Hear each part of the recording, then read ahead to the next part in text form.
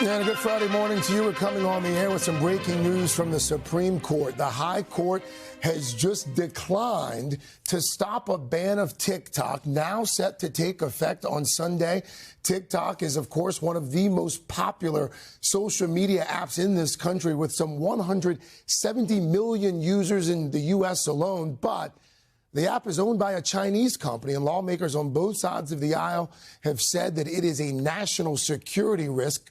Today's decision comes after the court heard arguments from TikTok against the law that essentially forces its parent company, ByteDance, to sell its operations here. Situation very fluid right now. Both the outgoing Biden administration and the incoming Trump administration, they've both said that they may try to keep the app going. Joined now by our senior legal correspondent, Laura Jarrett. So, Laura, let's just start with what this means, what it doesn't mean, and what happens next. So, no question, a defeat for TikTok here.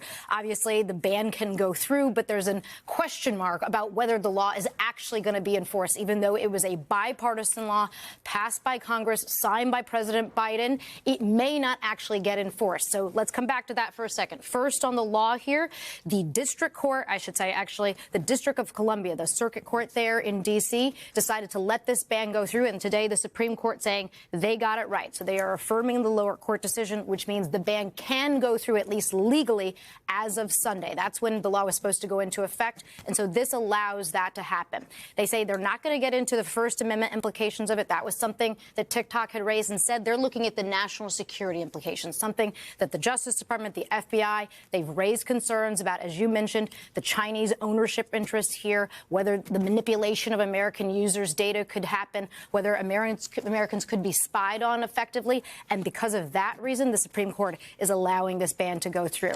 Now, however, as we have been reporting for days now, as Savannah and others have been reporting for days, the Biden administration effectively ready to punt this over to the Trump administration. The Trump administration also realizing the popularity of this app, looking for ways to save it. But for the company, if I'm the general counsel, I'm saying as of right now, I have a valid law that the Supreme Court is saying can go through. This ban can go through. And so even though the political winds may change here, Craig, the ban as of right now can go into effect on Sunday. Based on the arguments that we heard during the case there, and based on what we heard from the justices themselves, are you at all surprised by the High Court's decision? No, and the timing here really, I think, sort of crystallized the stakes for everybody. The whole point of this law was to sort of prompt a divestiture. They hoped by passing this law by Congress, then the company would actually offload this books, perhaps sell it to someone else. That didn't happen, and so they were sort of in a game of chicken, and really everybody was trying to see which one would sort of do the head fake first, but that has not happened here, and so now it's going to be up to the next administration to decide whether to enforce this or not. Savannah Sellers has been all over the story from the very beginning. I want to bring you into the conversation now. What have we been hearing from TikTok users, TikTok creators? Well, they have been quite upset, Craig, as you can imagine, as we've been reporting here. 170 million Americans use this app. They were making a lot of noise, calling representatives. They were moving to other Chinese-owned apps as almost a form of protest to make those other apps go viral, kind of make the point, what are you going to do, play whack-a-mole with these types of apps?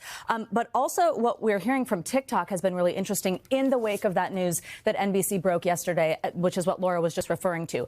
The Biden administration is essentially saying that they will not actually implement this law on Sunday. That was a huge win for TikTok because their biggest concern right now has been that day one implementation, because it was the last day of a President Biden who obviously signed this into law. It was not yet over to President Trump, who has said he wants to save TikTok. The reason that's such a big deal, Craig, is because the way that the law is written, what would have happened on day one, should it have been being implemented, is the service providers to TikTok. So that's a company like, think about Apple. That's where you go into their app store and you download TikTok. That's Oracle. That's the company that's hosting all the data for TikTok. It makes it work. Those companies would have been the ones to face a punishment here. They would have been fined $5,000 per user, 5,000 times 170 million, a lot of money. With the Biden administration effectively saying they're not doing that, There is a good chance here, and I think this may end up being the headline, that TikTok continues operating as normal. They have not confirmed that. We will continue to see what happens throughout the day. The big thing we are now waiting for, and Laura can probably add more to this here, is now what the Biden administration, the Department of Justice, is going to say they're going to do. Those service providers and TikTok will be looking for the Department of Justice to put it in writing their plans to not actually implement this law on Saturday. Also, my sources have confirmed to me we will hear from TikTok today. They will say what this access to this app is going to look like this weekend. So, Savannah, to be clear, the incoming administration, the Trump administration, indications from those officials are what?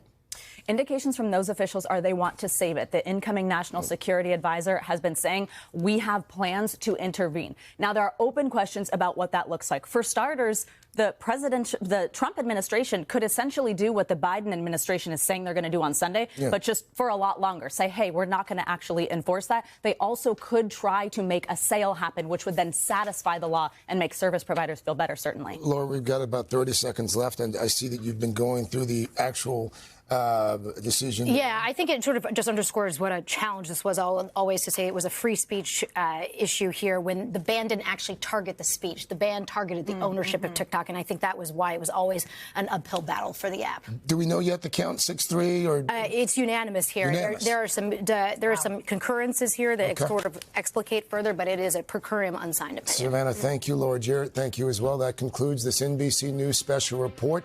I'm Craig Melvin. We're going to return most of you to the Today Show. Thanks for watching. Stay updated about breaking news and top stories on the NBC News app or follow us on social media.